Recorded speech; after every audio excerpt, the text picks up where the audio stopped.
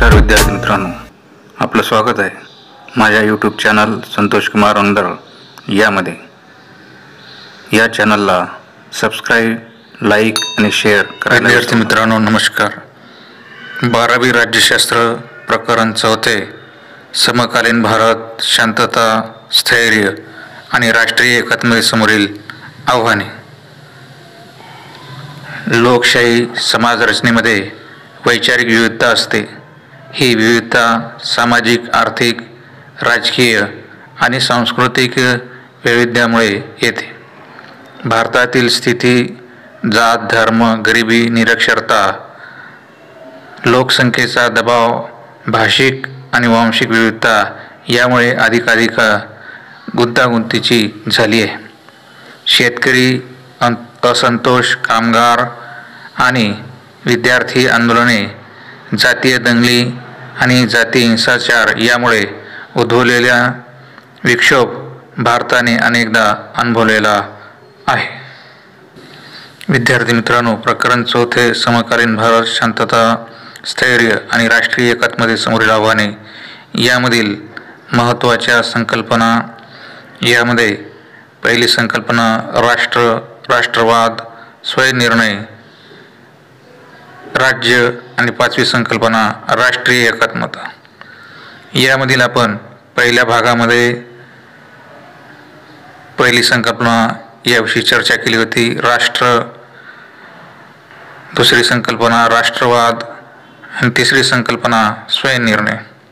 आज आपण त्यापुढील 2 महत्त्वाच्या संकल्पना ज्या आहेत याविषयी या संकल्पना समजावून घेऊ, चर्चा करू. प्रकरण 4 समकालीन भारत, शांतता, स्थैर्य आणि राष्ट्रीय एकात्मतेसमोरील आव्हाने. संकल्पना क्रमांक 4 राज्य. संकल्पना क्रमांक 5 राष्ट्रीय एकात्मता. संकल्पना क्रमांक 4 राज्य. सार्वभौमत्व, स्वतंत्र शासन व्यवस्था, भूप्रदेश आणि लोकसंख्या या घटकांचा समावेश असलेला राजकीय समुदाय. आपण भारत, पाकिस्तान, चीन इत्यादींचा उल्लेख करताना देश हा शब्द वापरतो. कधीकधी आपण त्यांना राष्ट्र किंवा राज्य म्हणून देखील संबोधित करतो. या सगळ्या शब्दांचा अर्थ जरी सारखा असला तरी तांत्रिकदृष्ट्या या शब्दामध्ये फरक आहे. सांस्कृतिक, वांशिक, धार्मिक, भाषिक, ऐतिहासिक पातळीवर समानता असेल तर मानसिक पातळीवर ऐक्याची भावना तयार होते. अशा वेळी त्याला राष्ट्र म्हणून संबोधले जाते. एखाद्या राष्ट्राला राज्य होण्यासाठी काही घटकांची आवश्यकता असते. हे घटक सार्वभौमत्व, स्वतंत्र शासन व्यवस्था, निश्चित भूप्रदेश आणि लोकसंख्या होय. प्रत्यक्ष रोजच्या व्यवहारात आपण सार्वभौमत्व, शासन संस्था असलेल्या स्वतंत्र देशाचे वर्णन करताना राज्य या शब्दाऐवजी राष्ट्र हा शब्दप्रयोग वापरतो. राज्यशास्त्र या विषयाचा अभ्यास करताना मात्र आपण सार्वभौम शासन संस्था असलेल्या देशाला राज्य असे संबोधतो. भारताच्या संविधानाच्या सरनाम्यात सार्वभौमत्व, लोकशाही, प्रजासत्ताक असे शब्दप्रयोग आहेत. इथे सार्वभौमत्व म्हणजे राष्ट्राला स्वतंत्रपणे निर्णय घेण्याचा अधिकार आहे हे अभिप्रेत आहे. म्हणजेच हे राष्ट्र कोणत्याही इतर राष्ट्रांवर निर्णय घेण्याबाबत अवलंबून नाही. हे राष्ट्र स्वतःचे निर्णय स्वतंत्रपणे घेऊ शकते. तसेच त्याला आपले कायदे करण्याचा आणि राज्य करण्याचा अधिकार आहे. जेव्हा एखादे राष्ट्र सार्वभौम होण्याची इच्छा दर्शवते तेव्हा ते स्वयंनिर्णयाच्या हक्काची मागणी करत असते. राजकीय स्वयंनिर्णयाच्या हक्काचा आग्रह हा एखाद्या राष्ट्राला राज्याच्या दिशेने घेऊन जातो. एखादे राष्ट्र राज्य केव्हा होते? राष्ट्राला राज्याचा दर्जा प्राप्त होण्यासाठी सार्वभौमत्व, स्वतंत्र शासन व्यवस्था, भूप्रदेश आणि लोकसंख्या हे घटक आवश्यक असतात. राज्याला राजकीय समुदाय म्हणून संबोधित केले जाते.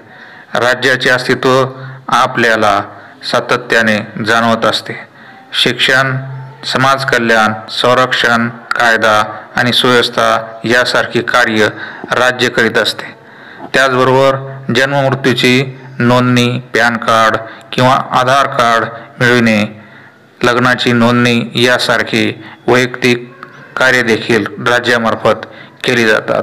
राज्य हे हक्क प्रदान करते, न्याय देते, समानता ठेवते आणि स्वातंत्र्याची हमी देते. विद्यार्थी मित्रांनो, आता आपण राज्याची भूमिका नेमकी काय असते आणि त्यावरती आपल्याला कशा प्रकारचा प्रश्न येऊ शकतो याविषयी सुद्धा आपण थोडक्यात चर्चा या ठिकाणी करूत. राज्याची भूमिका यावरती सविस्तर उत्तरे लिहा अशा प्रकारचा प्रश्न येऊ शकतो. आधुनिक काळात राज्याचा कार्यभाग किंवा भूमिका कोणती असावी यावरती सविस्तर चर्चा करा अशा प्रकारचा आपल्याला प्रश्न येऊ शकतो. आता राज्याची भूमिका या ठिकाणी आपल्याला थोडक्यात समजावून घ्यायची. राष्ट्रवाद, धर्मनिरपेक्षता, लोकशाही यासारखी मूल्ये तसेच आर्थिक प्रगती आणि समाज परिवर्तन यासारखी उद्दिष्टे राज्याची भूमिका स्पष्ट करत असतात. यामध्ये शांतता आणि सुव्यवस्था राखणे ही महत्त्वाची भूमिका राज्य पार पाडत असते. यावरती प्रश्न आपल्याला अशा प्रकारचा येऊ शकतो. आपले मत नोंदवा. राज्यात शांतता व सुव्यवस्था राखणे हे राज्याचे प्राथमिक कर्तव्य आहे. अशा प्रकारचा प्रश्न आपल्याला आपले मत नोंदवा त्या ठिकाणी येऊ शकतो. तर अशा प्रकारचा प्रश्न आला तर त्या ठिकाणी आपल्याला सविस्तर उत्तर त्या ठिकाणी आपल्याला लिहायचं आहे. राज्य समाजात शांतता आणि सुव्यवस्था प्रस्थापित करते, कारण राज्याच्या सर्वांगीण प्रगतीसाठी शांतता आणि सुव्यवस्था असणे गरजेचे आहे. अन्यथा राज्यात अराजक सदृश परिस्थिती निर्माण होऊन नागरिकांच्या स्वातंत्र्याला धोका निर्माण होईल. देशात शांतता व सुव्यवस्थेच्या अभावी फुटीरवादी प्रवृत्ती वाढीस लागतात व राज्याचे अस्तित्व धोक्यात येते. राज्याचा मूळ हेतू देशाचे संरक्षण हा आहे. या कार्याला राष्ट्र उभारणीचे कार्य म्हटले जाते. राजकीय व्यवस्थेचे अस्तित्व आंतरराष्ट्रीय किंवा देशांतर्गत परिस्थितीमुळे धोक्यात येऊ शकते. म्हणून राज्यात शांतता व सुव्यवस्था राखणे हे राज्याचे प्राथमिक कर्तव्य. राज्याची भूमिका आर्थिक प्रगती ही सुद्धा राज्याची अतिशय महत्त्वाची भूमिका आहे. आर्थिक प्रगती देशाच्या औद्योगिक, कृषी विकास आणि आर्थिक प्रगतीसाठी राज्याने महत्त्वाची भूमिका बजावणे अपेक्षित आहे. आर्थिक स्थैर्य आणि वाढ यातून लोकांचे आर्थिक हित साध्य करता येते. त्यानंतरची महत्त्वाची भूमिका आहे राष्ट्र उभारणी. ही अत्यंत महत्त्वाची भूमिका आहे.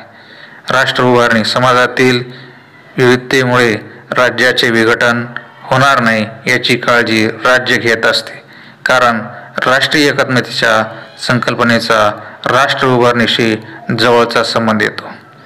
त्यानंतर शासनाची सुद्धा राज्यामध्ये अतिशय महत्त्वाची भूमिका आहे. राज्य म्हणून समाजातील लोकांचा राज्याच्या निर्णय प्रक्रियेत सहभाग असणे सुशासनाचे लक्षण आहे. देशाचा राज्यकारभार सुव्यवस्थित करणे सरकारची जबाबदारी आहे. त्यानंतरची महत्त्वाची भूमिका आहे लोककल्याण. सामाजिक न्याय, वाजवीपणा, समानता या तत्वाचा वापर लोककल्याणासाठी करणे, समाजातील असमतोल दूर करणे, दुर्लक्षित घटकांकडे लक्ष देणे ही राज्याची जबाबदारी आहे. तर अशा प्रकारे राज्याची एक प्रमुख भूमिका किंवा जबाबदारी अशा प्रकारे आपल्याला प्रश्नांतर आपण त्या ठिकाणी चर्चा करू शकतो किंवा आपले मत व्यक्त करू शकतो. विद्यार्थी मित्रांनो, यानंतरची महत्त्वाची संकल्पना क्रमांक 5 राष्ट्रीय एकात्मता. राष्ट्रीय एकात्मता ही अमूर्त भावनिक स्वरूपाची संकल्पना आहे. ही भावना सांस्कृतिक, सामाजिक, राजकीय व आर्थिक एकता वृद्धिंगत करते. आपण एक आहोत ही भावना म्हणजे राष्ट्रीय एकात्मता होय. त्या अंतर्गत समान नागरिकत्वाची जाणीव आणि राष्ट्राविषयी निष्ठा अभिप्रेत असते. तर यावरती राष्ट्रीय एकात्मता यावरती आपल्याला प्रश्न कशा प्रकारचे येऊ शकतो या ठिकाणी आपण थोडक्यात माहिती घेऊ. राष्ट्रीय एकात्मतेची समस्या सार्वत्रिक आहे. चूक किंवा बरोबर सहकारण स्पष्ट करा अशा प्रकारचा प्रश्न आपल्याला या ठिकाणी येऊ शकतो. तर राष्ट्रीय एकात्मतेची समस्या सार्वत्रिक आहे हे विधान बरोबर आहे, कारण देशाची एक समान ओळख निर्माण होण्यासाठी समाजातील विविध घटकांमध्ये संवाद साधून सलोखा निर्माण करणे महत्त्वाचे असते.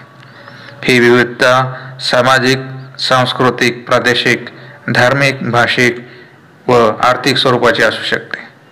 या भिन्नतेमुळे राष्ट्रीय एकात्मता साध्य करण्यात अडचण निर्माण होतात. राष्ट्रीय एकात्मतेत आपण सर्व एक आहोत ही भावना असते. राष्ट्रवाद हा राष्ट्रीय एकात्मतेचा पुरस्कार करतो व संकुचित दृष्टिकोन न ठेवता राष्ट्रीय दृष्टिकोन निर्माण करतो. विद्यार्थी मित्रांनो, राष्ट्रीय एकात्मता ही संकल्पना समजावून घेत असताना डॉक्टर सर्वपल्ली राधाकृष्णन यांच्या मते राष्ट्रीय एकात्मता ही विटा अथवा सिमेंटने निर्माण करता येत नाही, ती छन्नी अथवा हातोड्यानेही निर्माण करता येत नाही, तर ती शांतपणे लोकांच्या मनात आणि हृदयात निर्माण व्हावी लागते. राष्ट्रीय एकात्मता व्यक्ती अथवा गटांची ओळख पुसून टाकत नाही, तर ती फक्त गटांच्या ओळखीपेक्षा राष्ट्रीय ओळख निर्माण करण्याचा प्रयत्न करते. प्रादेशिक, वांशिक, भाषिक, धार्मिक विविधता मान्य करणे आणि त्याचबरोबर एकीची भावना जतन, दृढ आणि बळकट करणे हे राष्ट्रीय एकात्मता या संकल्पनेचे सार आहे. राष्ट्रीय एकात्मतेशी संबंधित समान मूल्य या ठिकाणी आपण थोडक्यात पाहूत. समान नागरिकत्व, विविधतेतील एकता, राष्ट्राप्रती निष्ठा, भिन्न समुदायाबद्दल बंधुत्वाची भावना, धर्मनिरपेक्षता, सामाजिक, आर्थिक व राजकीय न्याय आणि समानता ही राष्ट्रीय एकात्मतेशी संबंधित समान मूल्ये आहेत. भारताच्या राष्ट्रीय एकात्मतेचे समोरील अनेक समस्या निर्माण झाल्या होत्या. 1947 साली भारत स्वतंत्र झाला तेव्हा भारतासमोर आर्थिक मागासलेपण, गरिबी, निरक्षरता, सामाजिक विषमता इत्यादी आर्थिक समस्या होत्या. भारताची एकता जपणे आणि ती बळकट करणे हे महत्त्वाचे कार्य होते.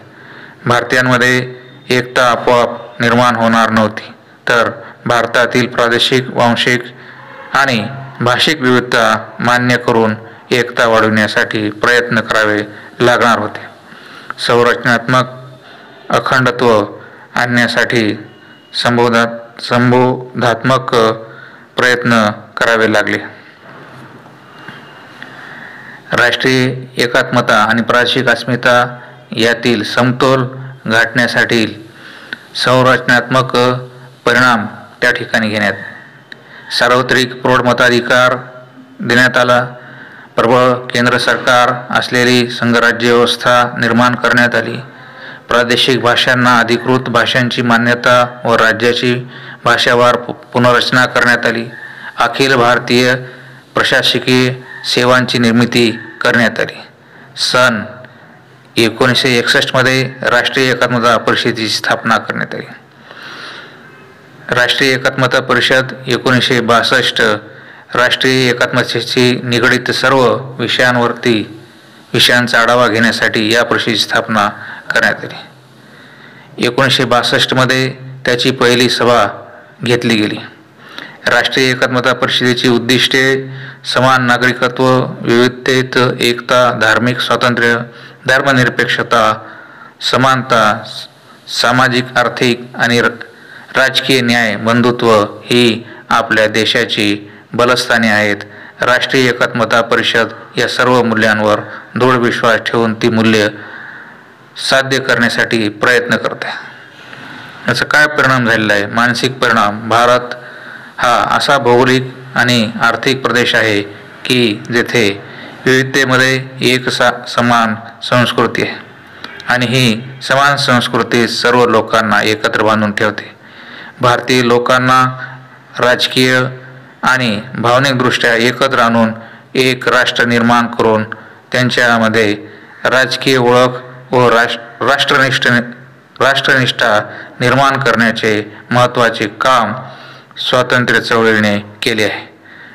भावनिक अथवा मानसिक एकात्मता, राष्ट्रगान, राष्ट्रध्वज, राष्ट्रगीत, राष्ट्रीय चिन्ह, राष्ट्रीय पक्षी, राष्ट्रीय प्राणी इत्यादी प्रतीकातून प्रदर्शित होते. तर या प्रकारे विद्यार्थी मित्रांनो, आपण भाग 1 आणि भाग 2 मध्ये प्रकरण 4 समकालीन भारत, शांतता, स्थैर्य आणि राष्ट्रीय एकात्मतेसमोरील आव्हाने या पाठातील महत्त्वाच्या संकल्पना त्या होत्या. राष्ट्रवाद, स्वयंनिर्णय, राज्य, राष्ट्रीय एकात्मता याविषयी चर्चा केली, माहिती घेतली, या संकल्पना समजून घेतलेल्या आहेत. धन्यवाद.